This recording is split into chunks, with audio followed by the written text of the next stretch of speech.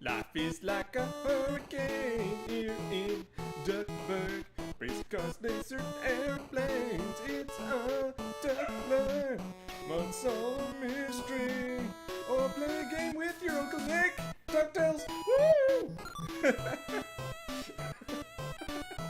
Oh my god. Sorry for that. I apologize.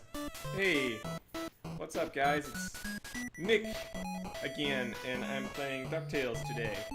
Let's just jump right in and see what happens. Okay, so we start out, we're looking at a giant computer, and Scrooge McDuck is at the helm. It's got like 3 different keyboards, so you know it's serious, even though there's only one chair and it looks like it's bolted to the floor. And you got, you know, his 3 nephews there, Huey, Dewey, and Huey for a second time. I'm not sure where Louie or whatever the blue one's name is. He's not there. He's got a clone. Maybe Uncle Scrooge forgot to do his laundry because he separated all their clothes. And then he's like, you know, I forgot to do your laundry. Why don't you just wear the other kids' clothes today? Just, you know, who the fuck cares anyway? I can't tell you all apart. So, this is DuckTales. The original NES DuckTales game, to be exact. And I was, just recently shopping on Humble Bundle, and I saw this game was on sale, so I was like, you know what? I should get this game. Just basically out of convenience, if nothing else, because it's a fun game. It also comes with other games. It's the Disney Afternoon Collection, which is like a compilation of old licensed Disney NES games made by Capcom. Very specific and kind of random even, if you think about it, that they actually like remake this game. It's kind of weird. But you know, it's kind of cool that they did. I mean, who doesn't love everyone's favorite Irish-American duck? Scrooge McDuck. Faith and Begorra. Curse me what does he always say? Curse me kilts and bless me bagpipes. So, yeah. I'm Uncle Scrooge. Oh, fuck you. Giant spiders, of course. You gotta have giant spiders in a game where you have giant ducks already. In fact, there was something I was thinking about before I started recording this, and I want to see if maybe my friend Ben, you had a lot of these comics when you were growing up. What's this guy's deal? Can you just come down? Oh, fuck you, son of a bitch. Maybe you can answer this question, Ben, because I don't really have an answer. I'm not really sure. So, ooh, there's lots of goodies over there. Anyway, my question is, this world is full of animals, as you can see. There's Scrooge McDuck, for one, is a giant duck. Then you got these bees busting around. You got giant gorillas jumping around. The gorillas aren't wearing any clothes, so I assume the gorillas are just, they are just basically animals? Like, why do some animals, here's my question, why do some animals in DuckTales behave like humans and some of them actually just behave like regular animals? Like, have they ever explained that? I think, I'm probably not the first person to think of that question, but, like, some of them, and you know, even the human ones don't really completely behave like humans, because if you look at old Scrooge McDuck, like, he's a billionaire maybe, he's got more money than God, yet he doesn't wear pants. But he does wear these weird little things around his feet. Also, me being my nitpicky self, I actually noticed that, not only is, the blue nephew missing from the title screen, but Scrooge McDuck does not wear a red jumper, he wears a blue jumper. And I'm not really sure how they made that mistake. Especially when they got everything else so right. And especially if you're knowing the history of Capcom and why Mega Man is blue, like why they made Mega Man blue versus making him like any other color, is because there were more different shades of blue on the NES than any other color. So, again, why didn't they just make Uncle Scrooge's shirt blue? You know, I'm sure it's not really that important, and I'm sure I'm just making a mountain out of a molehill, but look at that, it's no, not Gyro. Oh, fuck you. Launchpad McQuack, the worst pilot in the world. And you can tell he's a bad pilot because just like in the show, he flew me into certain disaster right there and I got hit by that bee. You know, know, it's good that they're at least loyal to this source material of this game. Man, oh man, so I never had this game growing up. I got this game much later when I got my NES in college. That's when I started really collecting. What the hell? Launchpad, you were just flying a plane, and now you're up here? Like he's a teleporting duck? He must have crashed the plane, and he's like, sorry, Mr. McD. Want to lift back to Duckburg, Mr. McD? Yes, A, B, no, uh-oh. I'm playing with an Xbox controller. And B is not B. Oh, okay. So X. I had to hit X. X is B, and A is A. I gotta keep that in mind for later when I play more of this stuff. So like I said, there's, I think there's two more... No, there's not two more, but there's like several more games on the system. Or on this, oh, there we go. I knew there was something up here. There's several more games that are actually on, this, compilation. There's Ducktales 1 and 2, Chip and Dale 1 and 2, Darkwing Duck, and Tailspin. So it's like Disney, cartoon shows, TV shows that they had in the 90s. Oh, I just teleported right to the boss. I totally forgot about that. That's cool. Anyway, yeah, there's, a bunch of, different random cartoon-based Disney, video games made by Capcom on this one collection. It's very strange. Not really sure why they, decided to, you know, make this compilation. Oh, he's doing a little Irish jig! Oh yes, Faith and Bagora, bless me bagpipes. I love when he does a little Irish dance at the end of every stage. It's fun. That's funny to me.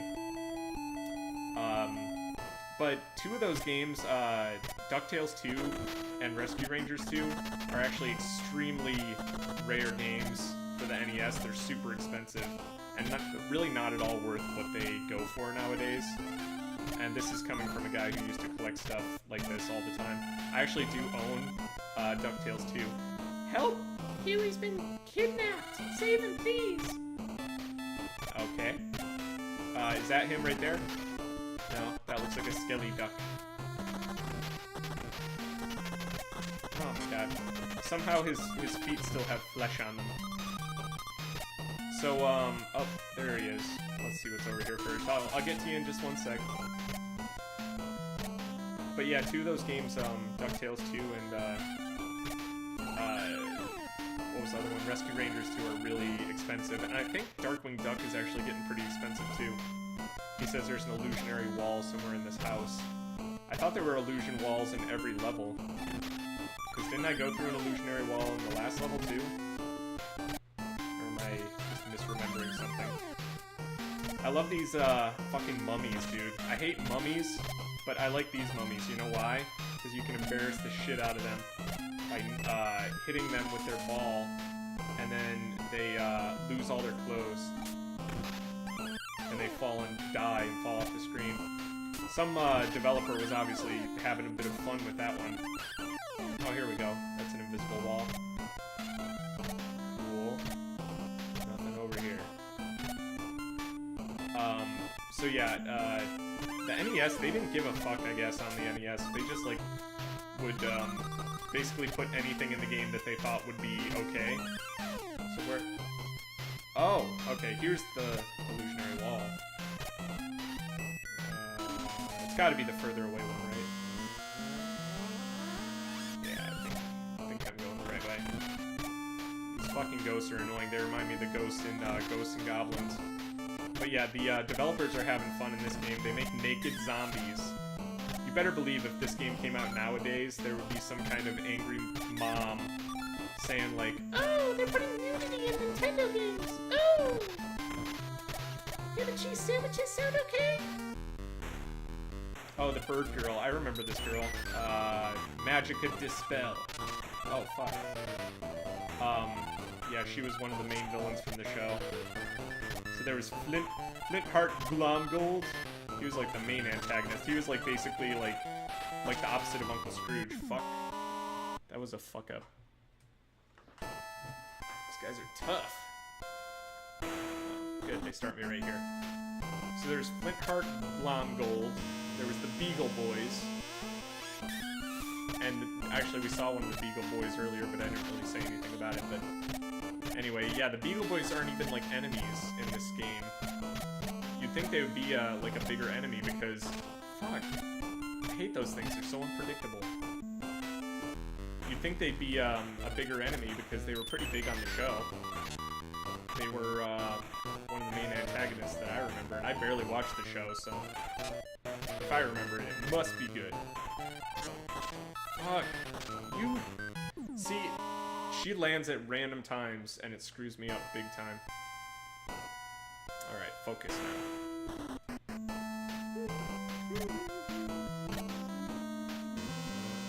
Don't get a game over. I don't even know if this game has continues, I don't remember. I know it has a lot of lives that you can get, though. What the fuck? How are you supposed to get out of the way of that? He just waggles all over the screen. He's like the fucking, Medusa heads from Castlevania. Reminds me of other stupid NES enemies that are impossible to avoid, like, if it's Ninja Gaiden. Ooh, that's another one I gotta play one day. Ninja Gaiden had those annoying birds that just home in onto you, and they just knock you back repeatedly until you fall in a hole. Okay, come on, just die now, you bird. That was actually Dee Reynolds from It's Always Sunny in Philadelphia. She was boss in this game. Yeah. That was an ill-timed joke. Stupid. Alright, so we're doing good. We got 2 levels down already, and I've only been recording for, I think, like, I don't know, 10 minutes. Africa! Back to Africa. Protect the rains down in Africa. So this is what I mean. I'm murdering these little slug men. You need a key to get in! It's in Pennsylvania! So I'm immediately teleported back to this level? Oh, you know what? I think it's actually right there. Hang on. Is this it? It is this. What's the point? Like, why do they send me over to... Why on earth would they send me back, like, for, like, 2 seconds to get this key? Like, I don't know, you know, that just doesn't seem, like, worth it to me.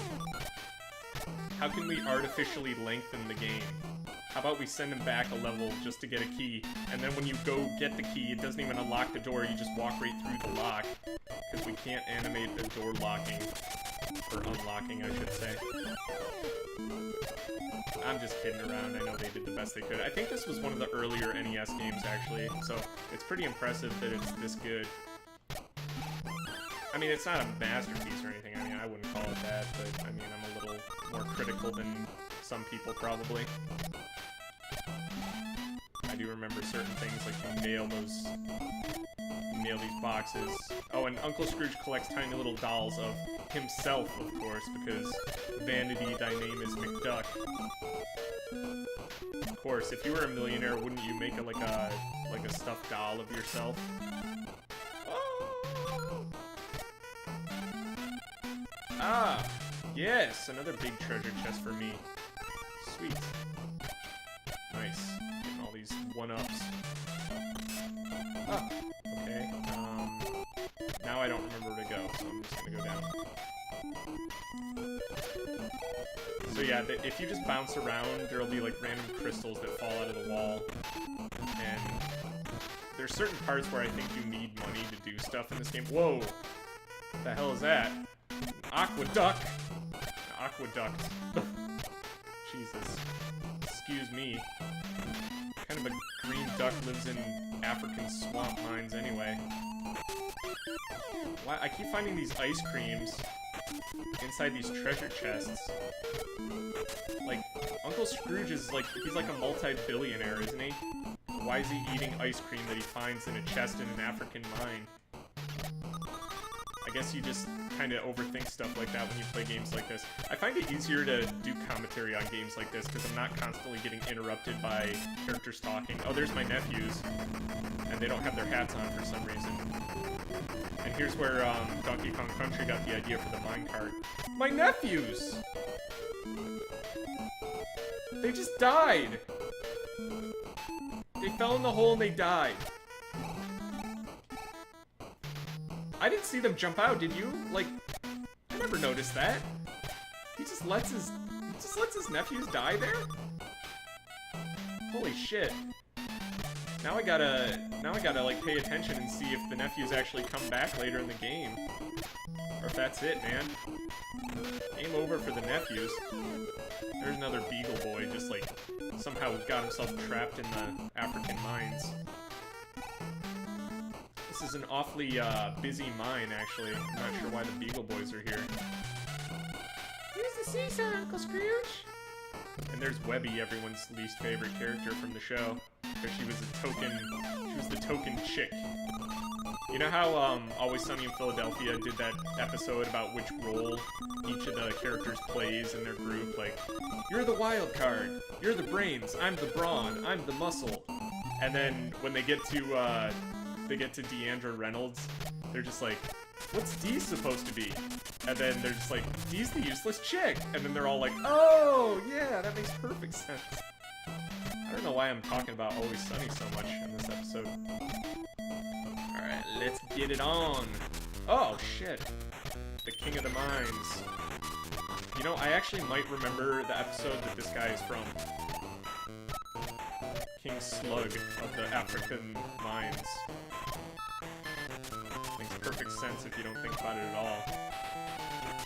Why is there a king in the African mines? Who knows? I'm sure I don't. Yeah! We're cruising through this game. I think I'm gonna split the video though right here, and then we'll come back to it and finish up the second half. Yep. See, I told you the blue one died in the minecart accident. Press F to pay respects.